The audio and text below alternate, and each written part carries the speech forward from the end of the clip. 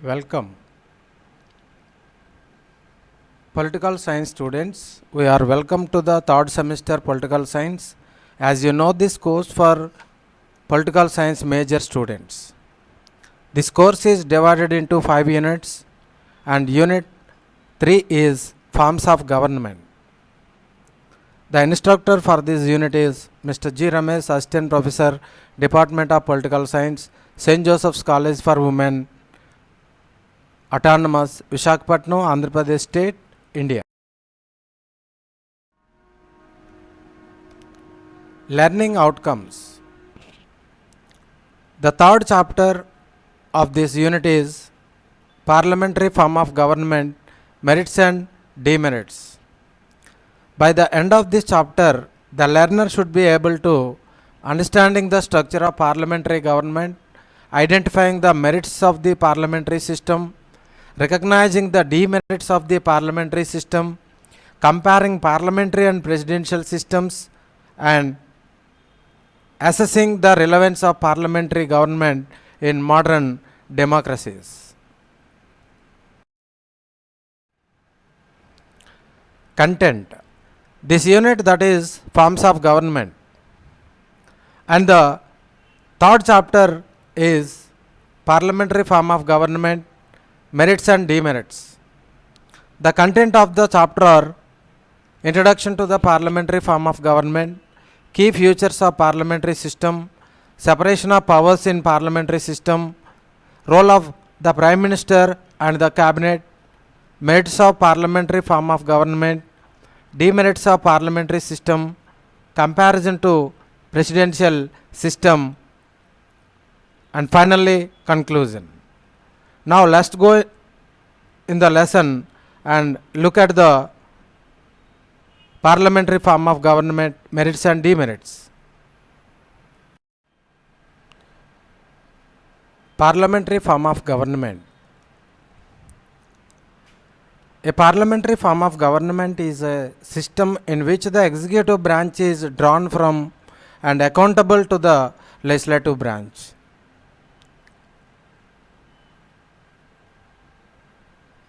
This means that government can be removed from office by the legislature through a vote of no confidence.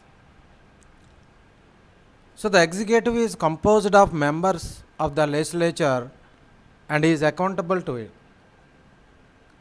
And the cabinet is collectively responsible to the legislature for its actions. Overall, parliamentary systems provide a framework for accountable and representative government with benefits and challenges that depends on the specific context and implementation.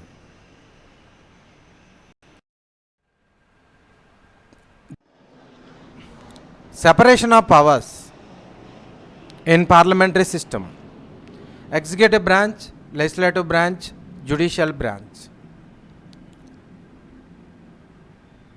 In a parliamentary system, the separation of powers between the executive, legislative and judicial branches is not as strict as in a presidential system. However, there are still distinct roles between these three branches. The executive branch, the Prime Minister or in the state level Chief Minister leads the government. They act as a real executive heads. They are responsible for implementing government policies. And legislative branch, the parliament responsible for making laws and scrutinizing government actions. So the legislature holds supreme power with the ability to make or unmake laws. So the executive is accountable to the legislature. And judicial branch, the courts responsible for interpreting laws and ensuring their fair application. So the judiciary is an independent interpreting laws and ensuring their enforcement. The judiciary can check the power of the executive and the legislature through the judicial review. Judiciary branch have the special power, that is judicial review. So while the separation of powers is not as strict, parliamentary system still maintain distinct roles for each branch, promoting accountability and checks on power. Role of the Prime Minister and the Cabinet.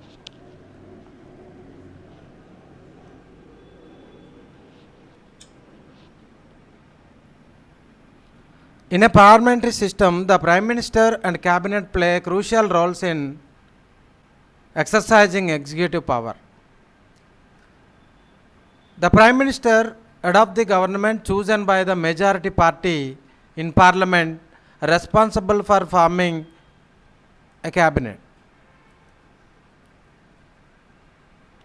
The head of the government, typically the leader of the majority party or coalition in the legislature, comprises ministers responsible for different portfolios: Home Minister, Defense Minister, Foreign Affairs,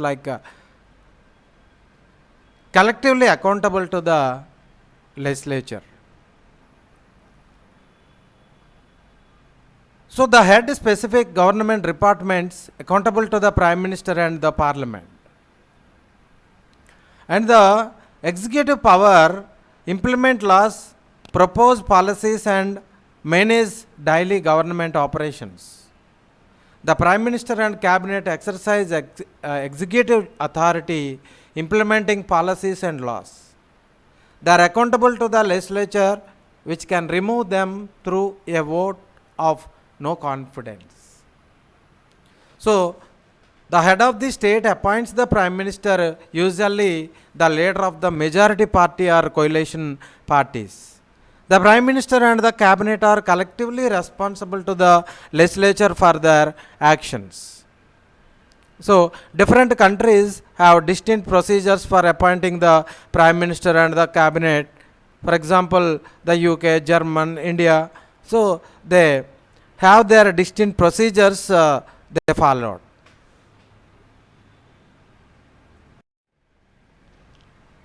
Merits of the parliamentary government. A parliamentary government offers several benefits, including accountability, flexibility, stability, efficient policy making.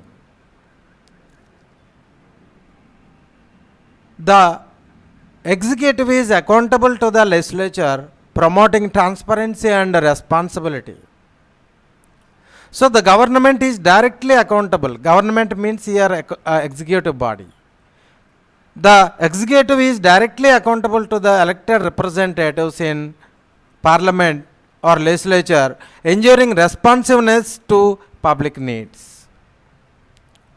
The legislature can remove the executive through a vote of no confidence. And flexibility, the other merit is flexibility. The system allows for changes in government leadership through votes of no confidence, ensuring responsiveness to changing political landscapes. So parliamentary system can respond quickly to changing circumstances. The executive can be changed without a fixed term. And the other merit is stability. The majority party system typically leads to a stable government, as the government can only be removed by the majority in parliament. So parliamentary system can provide stability as the executive is drawn from the legislature.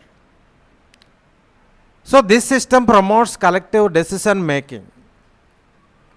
So these merits: accountability, flexibility, stability, efficient policy making, contribute to effective governance, promoting accountability, flexibility, stability, and efficient policy making. Demerits of the parliamentary system.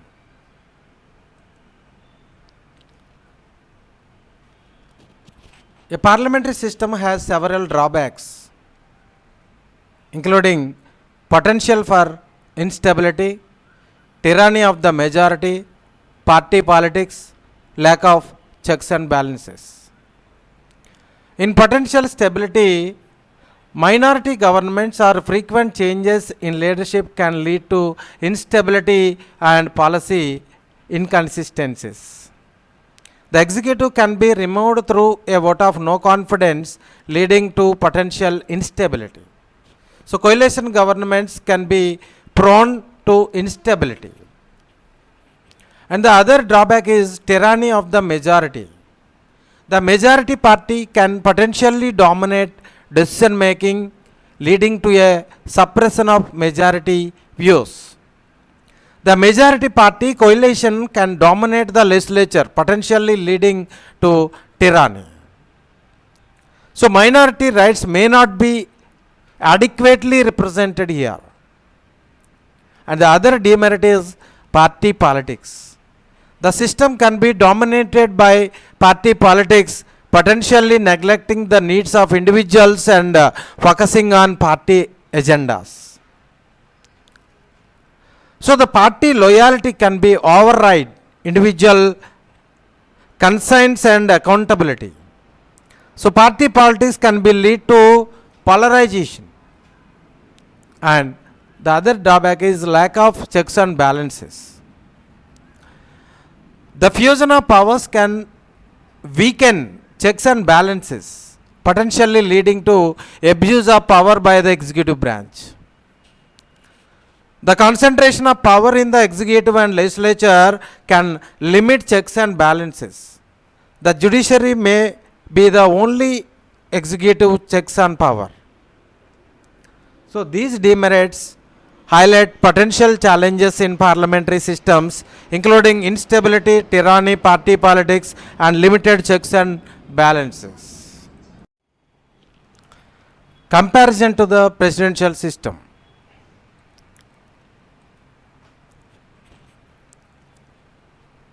In a parliamentary system, fusion of powers, executive branch accountable to the legislature, majority party forms of government. So, in the executive is drawn from the legislature, while in presidential system, the president is directly elected. So, in the presidential systems, strict separation of powers, executive branch independent of legislature, president elected separately. So, in a parliamentary system, the executive is drawn from the legislature, while in presidential system, the president is directly elected. So, presidential system have a stricter separation of powers between the executive, judiciary and legislative branches. So, in a parliamentary systems emphasizes the collective accountability of the executive to the legislature, while presidential systems have a directly elected president accountable to the people. So, now the parliamentary systems are followed. United Kingdom, Canada, India, and the presidential systems are followed United States of America, France and Brazil.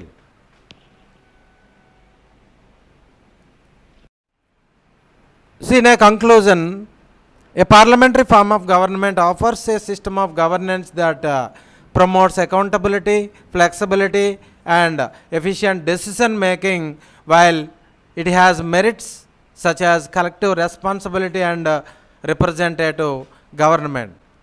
It also has drawbacks including potential instability and limited checks and balances.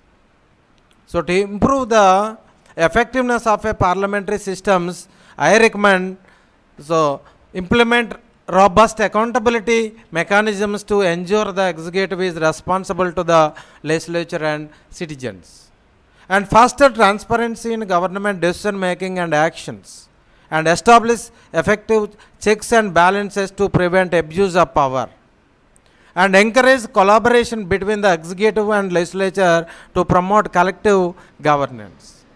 So, by addressing these areas, parliamentary system can become more effective, accountable and responsive to the citizens' needs.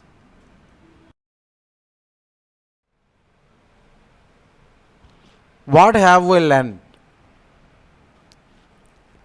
Understanding the structure of parliamentary government, identifying the merits of the parliamentary system, recognizing the demerits of the parliamentary system, comparing parliamentary and presidential systems, assessing the relevance of parliamentary government in modern democracies.